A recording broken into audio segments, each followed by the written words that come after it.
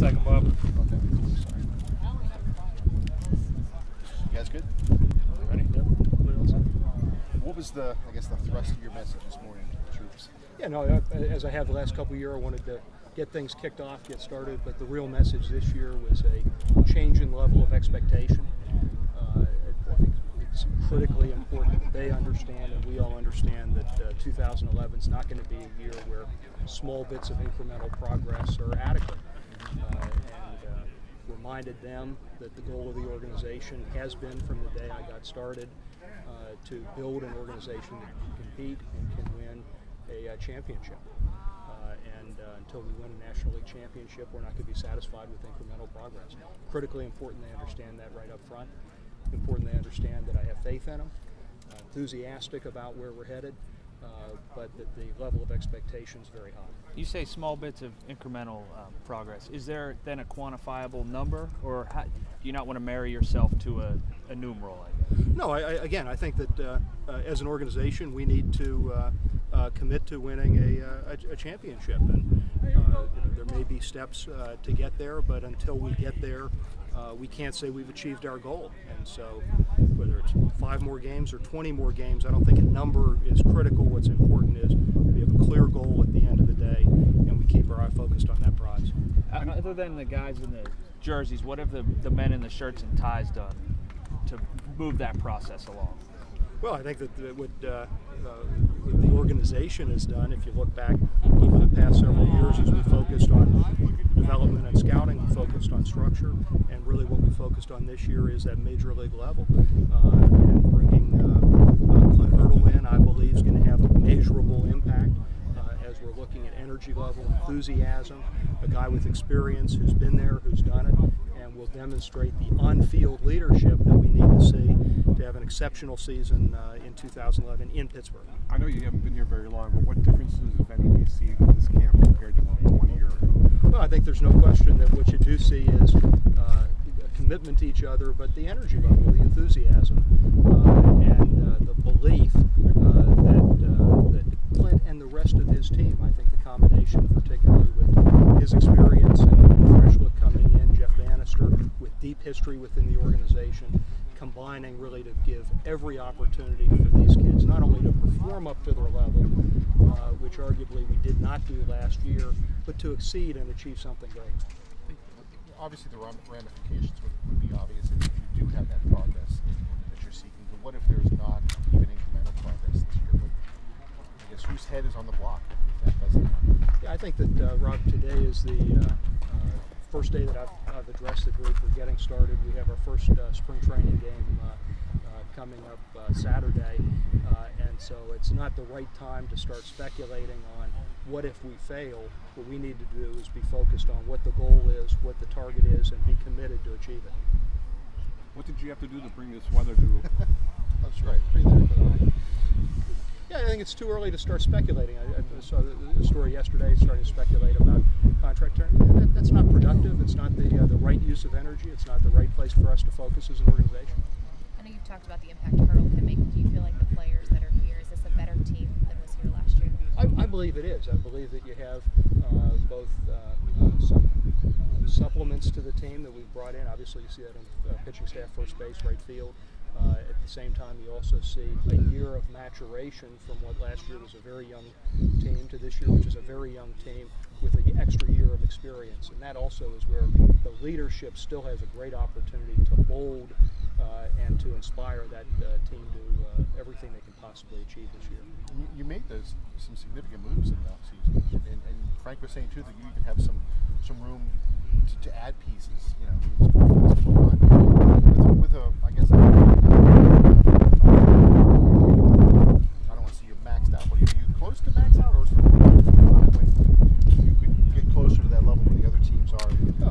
And Rob, I think we've said several times, and as you do know, we're in a great position right now as an organization so that we are not handcuffed and that we have to make either moves that we don't want to make or unable to make moves that we do want to make purely because of financial reasons. We're able to drive that from baseball reasons. As Neil said, consistently our current payroll is more a reflection of the group of players that we have than a reflection of the limitation that's put on him. And so having a certain amount of flexibility is important, whether it's this year, whether it's next year. As the players mature, we certainly believe we need to hold on to and sign some of these core players for a long term. Those are important steps that will come as we move forward. How much does public sentiment or feedback, not necessarily weigh into your decision, but how much do you take that into account when people crow and aren't happy? No, I absolutely listen to it. It makes a huge difference, and have a tremendous amount of respect for and appreciation for the fans. That's the reason the franchise exists. It's one of the reasons that Pittsburgh is such a tremendous baseball town and sports town. And so I think we owe our fans every bit of opportunity to listen, every bit of loyalty that we possibly can. And so it always is a part of the decision-making process, and it's always certainly part of my mindset. At the same time, we also have to be able to make, and Neil has to be able to make, tough moves, and certainly we've seen that over the past few years, but always with the goal that what we need to do is put long-term a better team on the field in Pittsburgh, which is really what I believe the fans want, need, and deserve. As you stand here today, you can say that in the past couple years, as you've stood here at the same timeline, you feel this is going forward more than it has in the past few years. I'm extremely enthusiastic about 2011. I really believe that we significantly underperformed last year, and we know that, and we've turned the page, and it doesn't do any good to go back and beat ourselves on that. But we addressed the issues that I think most held us back, and are ready to move forward, I think, in a much better position this year. Much has been made of Clint Hurdle and the staff and the positive impact that they're expected to have here, but ultimately, doesn't it come down to the players and their ability to live up to expectations? Absolutely. Which is something they didn't do last year. Absolutely, and I think that's something that, frankly, the organization and Clint have made perfectly clear. He's not going to throw a single strike. He's not going to hit a single home run. He's not going to steal a single base. He's not going to make an error. He's not going to. He's not going to play the game. At the same time, setting that level of expectation is critical. Knowing that the organization's not going to accept underperformance is critical, and having an experienced leader who has been there before, who has led a young team, who has been there as a player, who's been there as a manager, who's been there as a coach. In all those, I think bringing that level of leadership and enthusiasm will help the team live up to their full potential. But ultimately, it's the players who have to get the job done.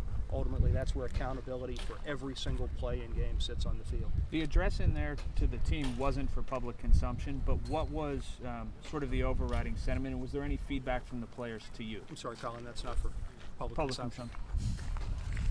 Any of it, though? What about in a wide swathing? No, absolutely. I think that what I believe the core messages were to make sure that they understand that the organization standing with them, that I have faith and trust in them, and they need to have faith and trust in the Pittsburgh Pirates. That they have a responsibility to the history of the franchise and to the fans and to Pittsburgh and to themselves to achieve everything they possibly can in 2011, and I believe that's what I hope they took away, and that's the most important thing they can carry with them every day as they get up in the morning, put on a Pittsburgh Pirate uniform, and are proud to be a Pittsburgh Pirate. I know it's looking way in the future, but looking at the draft and the #1 pick, do you have the resources to sign any player with any agent? Yes. The ones deemed best? Absolutely. Again, as we talked a little bit about making sure we put ourselves in a position where we're not handicapped. We have committed from the first day that we brought Frankie Neal in, the development system and sourcing talent in from any source is a critical part of what we need to do. And so I am confident that whatever the most talented and most impactful player is, and I think it's too early to speculate who that might be, but whoever that right player might be, we certainly will not be in a position where we select based on dollars or signability. We're going to select for the greatest impact, as we have. I think that's a good track record that we intend to continue, because it is critical that we source the most talented possible players every place we can, whether that's signing a young Mexican player, whether it's taking the best player in the draft, and being in a position, which I hope we're not in again,